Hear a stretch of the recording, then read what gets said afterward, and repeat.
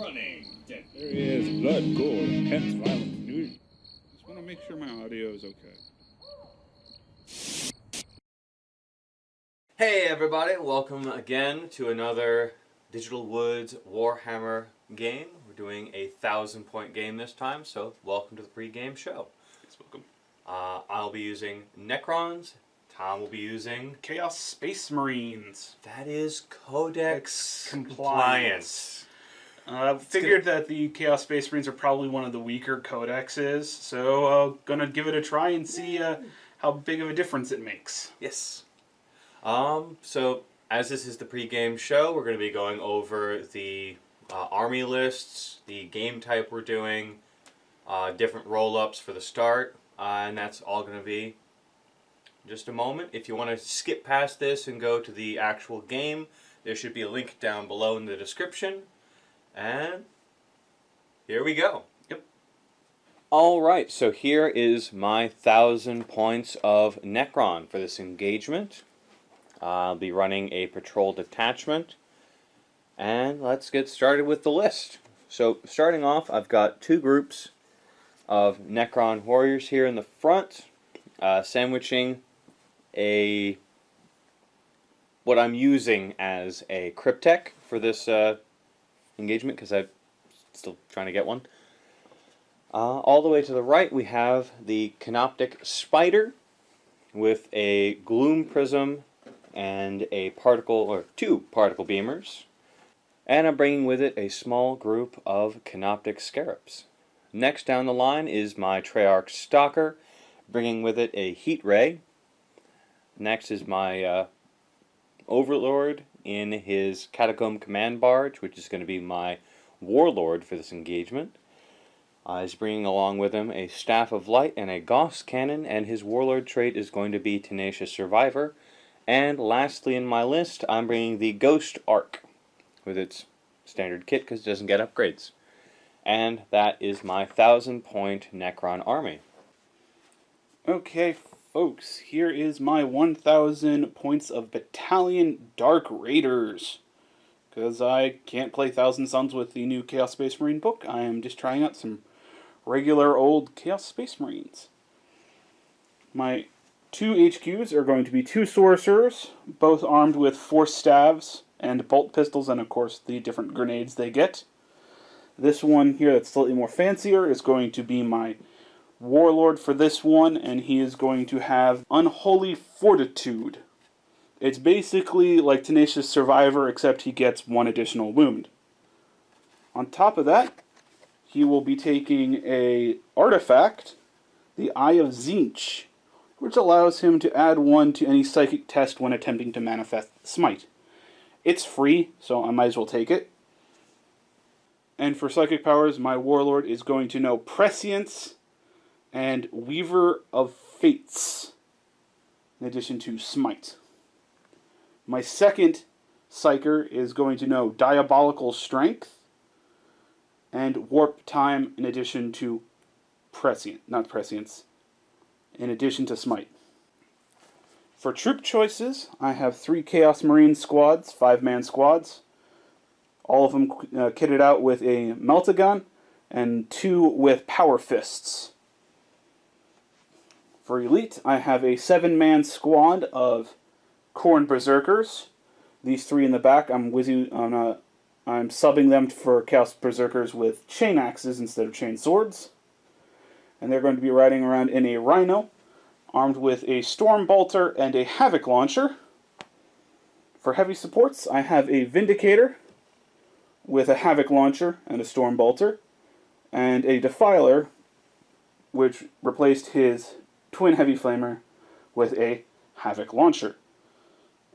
So a decent amount of fire support to go with this army. And that is my 1,000 points of Dark Raiders Chaos Space Marines. Alright folks, here is our board. We have rolled off for the Maelstrom of War mission Cloak and Shadows. This is the one where there are 6 tactical objectives scattered about the board. At the start of each player turn, you roll up to 3 tactical objectives if you don't already have 3. You do not reveal your tactical objectives to your opponent. You only reveal them once you've achieved them. For other special rules in this game, there's the Cover of Darkness. When rolling in the shooting phase to hit, subtract 1 to rolls if a target is more than 18 inches away. So it's night fighting. The old version of night fighting back. To counteract this, they gave everyone a new stratagem, a one command point stratagem that allows you to select 1 enemy unit, and for the duration of your turn, they don't get the benefit of Cover of Darkness, which is really cool. Variable game length in play, Slay the Warlord, First Blood, and Linebreaker is still in play. So Mike placed the 6th objective, so he gets to pick deployment zone and deployment type. So, alright, so I'm going to pick, what is the one from corner to corner? I think that's like Vanguard Strike or something like that.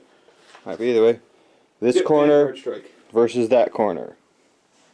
That way you can secure 3 in your zone. Yep. This is good. So I'm picking that corner. Alright. And that means I get to have first deploy. We'll move to that. Alright, and for my first drop, I'm going to put my Defiler down here with a nice solid view of that half of the table. And for my first unit, I'm putting down my Treyarch Stalker right there to also get a good view of everything. And I was going to say to counter his big monster-looking thing, but he's got a wider or longer range than I do. Alright, my Chaos Vindicator coming down here to provide extra fire support to that side. And time for my Ghost Arcs to make an appearance. It's going to sit here, and I've got 1 group of Necron Warriors inside it. Chaos Rhino with my Khorne Berserkers and my 2nd Sorcerer riding around in it. That must be fun conversations. That must be. Alright, so next to make the field is my little skitter bots, the Canoptic Scarabs. They're going to be holding Objective 2 at the start. Putting down 1 group of Chaos Space Marines with a Power Fist there. Next up is my Cryptek awaiting some warriors to pop down. Group of Chaos Space Marines taking up the right flank there. And here are those warriors popped down, grabbing Objective 5 and guarding the Cryptek. Last group of Chaos Space Marines, the one without the Power Fist, up on this flank, ready to move and secure Objective 4. Here we go. My Canoptic Spider is going to join my Scarabs in securing the back line. This might prove detrimental to me in the future, but we'll find out. Alright, last drop for the Dark Raiders. The HQ holding Objective 1 all the way in the back. And my last model being my Overlord on his Catacomb Command Barge as well. Close enough to give orders and all that. And here we all are deployed for our Cloak and Shadow. As it stands right now, I will be having turn 1, unless Mike can seize it. How do you feel right now, Mike? Well, I gotta say, not good, but hopeful. I might do something correct. There's some pretty solid comments. Alright, if you want to see the game, check out the link in the description down below. We will see you guys shortly.